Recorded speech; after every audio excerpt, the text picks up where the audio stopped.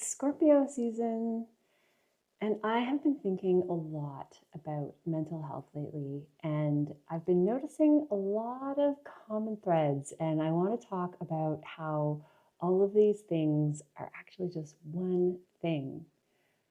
Let me tell you more. Did you know that more and more people are being diagnosed with autism who had a previous diagnosis from our classic DSM-5? These are the diagnoses like bipolar, manic, depression, borderline personality disorder, narcissism. What a lot of psychologists are finding now is that it falls under the spectrum of autism. What is the point of all of these labels anyway? I think we're at a phase where we're getting rid of labels. What is the purpose of restructuring symptoms and diagnostic terms to create something new and maybe, in all fairness, more all-encompassing and more up-to-date with what we know about life and humans to this point? But if the approaches are not working, then spending all of this time just classifying symptoms and reclassifying symptoms seems a bit pointless. I am not a psychologist.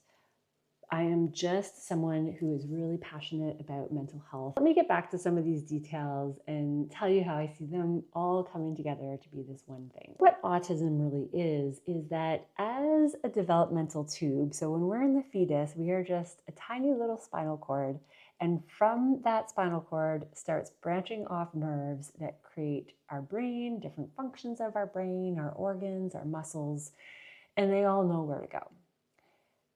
In the fetal development, an interruption occurs, and one of those branches either doesn't shoot as far and develop as much as it should, or another one way overshoots and develops way more than it should. But who's to say what should or should not develop a certain way? This is starting to become something that is more common than not in just varying degrees, and it is fascinating to me that autism has so many spectrums, and it just seems that in some ways this is a new normal.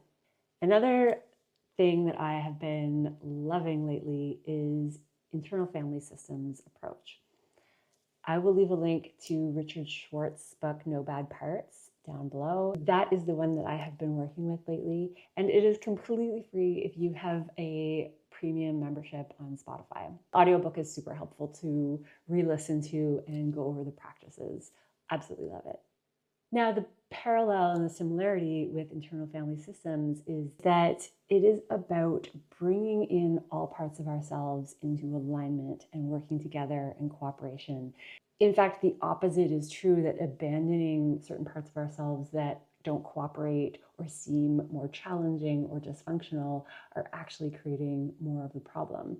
But this integration process and this nurturing alignment of every part of who we are is what creates somebody who can function in a way that turns all of the uniqueness about them into an advantage somehow. And then I started to realize how much both of those things overlap with what I love about astrology. And that is that astrology shows us this unique display on a wheel of the qualities that we were born into this life with. A lot of astrology is about figuring out balance in these components.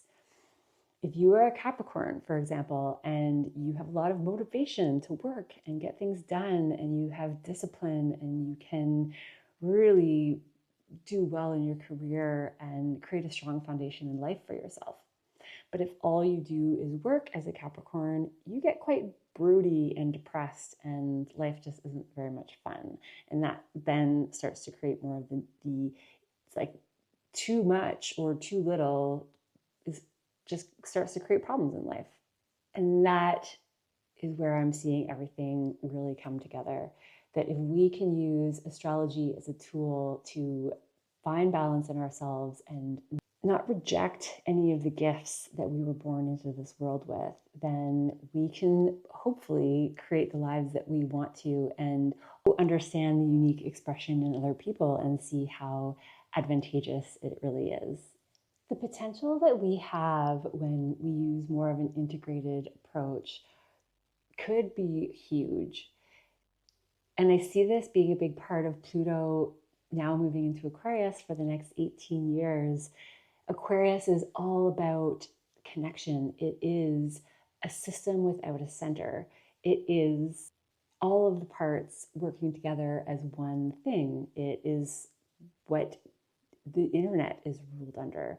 So what I'm trying to say is that it is a time for more interconnectedness and not disowning different practices or different ways of being just because we don't see the value in it in this moment. Because one thing that I notice is that we can change our minds, and when the situation changes, we might just see that there's more value in what we didn't understand before than we actually realized.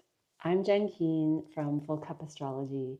Thank you so much for being here. And if you would like to learn more about astrology with me, I'm also on Instagram, and my website is fullcupastrology.com. You can find links there for live Zoom readings with me and learn more about your personal chart and all of the unique, beautiful qualities that you're working with and how they relate to the current energy that's going on in the world right now. I'm a person that loves efficiency. Sometimes we can think that we should be focusing more on this or we should be focusing more on that, and that what we're doing isn't enough. And then we get overwhelmed with all the things that we wish we could accomplish. But sometimes life is actually encouraging us to just focus on that one thing.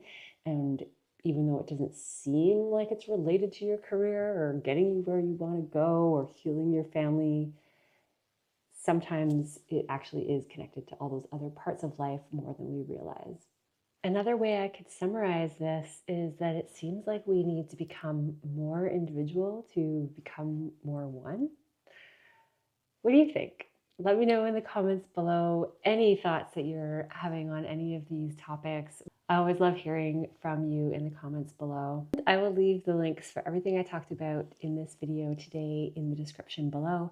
You can check out my most recent Scorpio new moon video for all astrological signs. There is also a Pluto and Aquarius video for all signs. I will link the Andrew Huberman lab video and Richard Schwartz No Bad Parts book on Spotify. Thank you so much for being here. I'll see you next time.